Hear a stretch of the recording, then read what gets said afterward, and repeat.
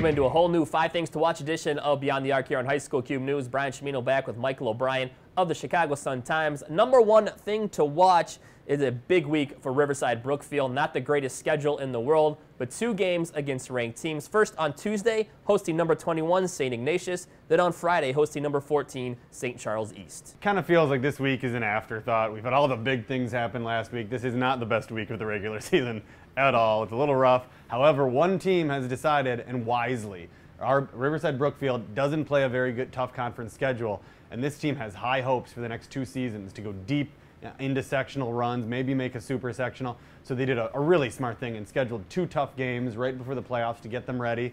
They're going to see St. Ignatius coming into RB on Tuesday, which is going to be a really tough game for them. They do have RB has a nice height advantage in that one. And then the best game of the week by far is St. Charles East at RB on Friday. St. Charles East looked so good. I watched them beat Evanston last week. When they are clicking on all cylinders, they are one of the best teams in the area. Cole Gentry is just such a solid point guard. The team can shoot. They have some nice chemistry. They move the ball so well. And RB is going to have their hands full with that. Our number 2 thing to watch on Friday, 2 city teams will go at it. DePaul Prep will go to Foreman. Yeah, this is an interesting game. DePaul Prep has had a great season. Raekwon Williams, the football player, has really helped them out. They have some talented younger players, some talented sophomores. They fell out of the rankings after that magical Riley Duty half-court shot beat them against Ignatius, but they are one to watch. And Foreman, we just don't know about. They were in the White West. They won it, undefeated, 10-0. They're 17-5 on the season. They have a bunch of talented sophomores. Craig Boudon is a really good. He made All-City. He's a high scorer. So whichever team can win this game, I think, is the one you really have to watch in the sectional. Maybe Foreman is one to look out for. They've been growing and getting better all year. If they can spring an upset here on DePaul Prep, we will know that the Hornets are for real and they could really do something in the sectional. Number 3 thing to watch, Class 2A playoffs kicking off this week. We're looking at the regional title game on Friday. Hales hosting Collins. Hales should be able to win this one. They've been one of the elite teams in the area all year, but they've fallen on some horrible form.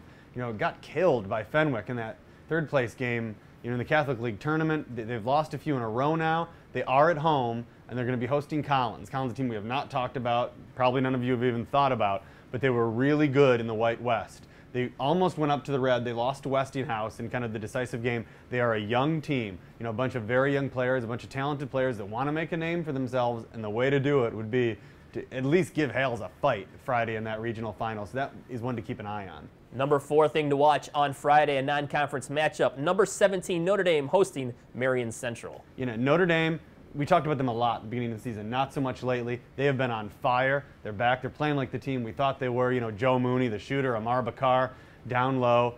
But Marion Central knocked off Bennett last week. Maybe the big upset of all of last week. Bennett was on a real roll. They have Adam Pischke, and he can light it up from outside. He's a great scorer. He's a guard. So it's one to see. Another one, all we're doing this week really is seeing who's going to be on a high headed into the playoffs. So this is going to be a big game for that. And our number 5 thing to watch, conference crossover championship games taking place all over the area. The one we want to look at is in the Central Suburban League on Wednesday, Deerfield at Evanston. Yeah, if you listen to the podcast, you know that Joe Henriksen told you a week before Providence did all this to look out for Providence. Lucky guess, probably, but we'll give him some credit. He also likes Deerfield, so maybe we need to look out. They did, they won their side of the CSL. Evanston, oh my goodness. What do you do with them? Sometimes they look like they're just ready to take over the world. O'Gell Eastern's just dominating people. And sometimes they just drop an ugly one. Like I watched them last week against St. Charles East, wondering what was going on with this team. So we don't know what we're going to get out of them, which makes you wonder if Deerfield can pull this off. And as we've been saying, head into the sectional on a high. And that is your weekly 5 things to watch here on High School Cube News. Go to our YouTube channel and subscribe to see all of our videos, including the new MVP segment with Beth Long, as she interviews Joseph Toy from Whitney Young. For Michael O'Brien, I'm Brian Chimino. We'll see you guys next week.